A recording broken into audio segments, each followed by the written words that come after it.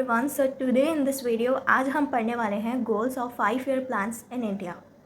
तो 5 year plans India में क्यों लाए गए? तो देखो, जब इंडिया 1947 में इंडिपेंडेंट हुआ था तब देश की कंडीशन काफ़ी बुरी थी। पॉवर्टी, इलिटरेसी और इकोनॉमिक इंस्टेबिलिटी कॉमन थे। इन्हीं प्रॉब्लम्स को सॉल्व करने के लिए और कंट्री को इकोनॉमिक डेवलपमेंट की राह पर डालने के लिए 5 ईयर प्लान्स को इंट्रोड्यूस किया गया। 5 ईयर प्लान्स इंडिया के इकोनॉमिक डेवलपमेंट के लिए बनाए गए थे। इनका मेन एम था कंट्री के रिसोर्सेज का एफिशिएंट यूटिलाइजेशन करना और एक बैलेंस्ड ग्रोथ अचीव करना। 5 ईयर प्लान्स के कुछ मेन गोल्स थे जो हम वन बाय वन डिस्कस करेंगे।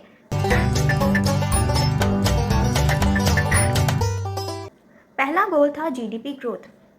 One of the main aim of the 5 year plan was to increase the country's gross domestic product GDP। तो सबसे पहले जो मेन एम था वो था जीडीपी की ग्रोथ। अब ये जीडीपी ग्रोथ क्या होती है? This means making more goods and services and having more money flowing in the economy. इसका मतलब होता है कि ज़्यादा से ज़्यादा गुड्स एंड सर्विसेज हों और इकोनॉमी में ज़्यादा से ज़्यादा मनी फ्लो हो। बाय ग्रोइंग द जीडीपी, अगर जीडीपी ग्रो होगा तो इंडिया एक वेल्थियर स्टेट बनेगी और ये provide better opportunities for its people, और ये बेटर अपॉर्चुनिटीज़ अपने इंडिया के लोगों को प्रोवाइड करेगी।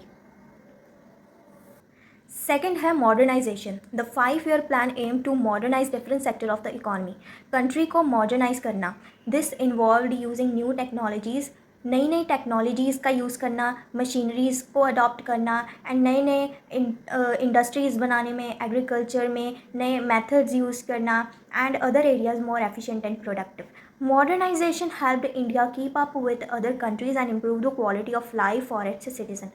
मॉडर्नाइजेशन से ये होगा कि हमारी जो कंट्री है वो बाकी कंट्रियों के जैसे इम्प्रूव होगी और जो लिविंग स्टैंडर्ड है इंडिया के सिटीजन्स का वो भी इम्प्रूव होगा।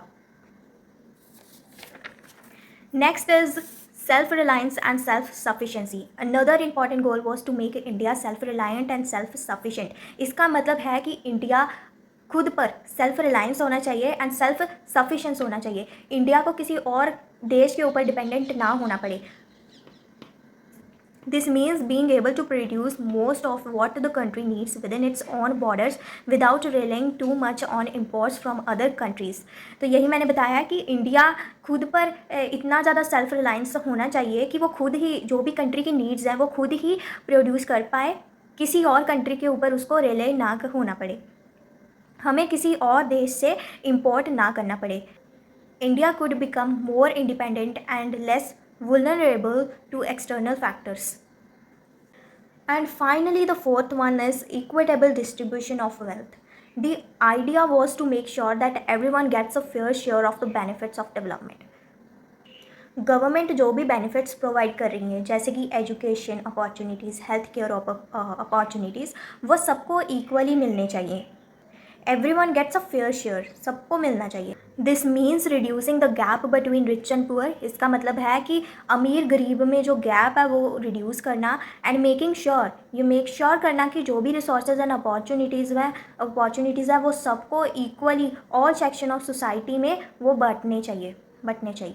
सो यही थी हमारी आज की video. Hope you like it. Thanks for watching.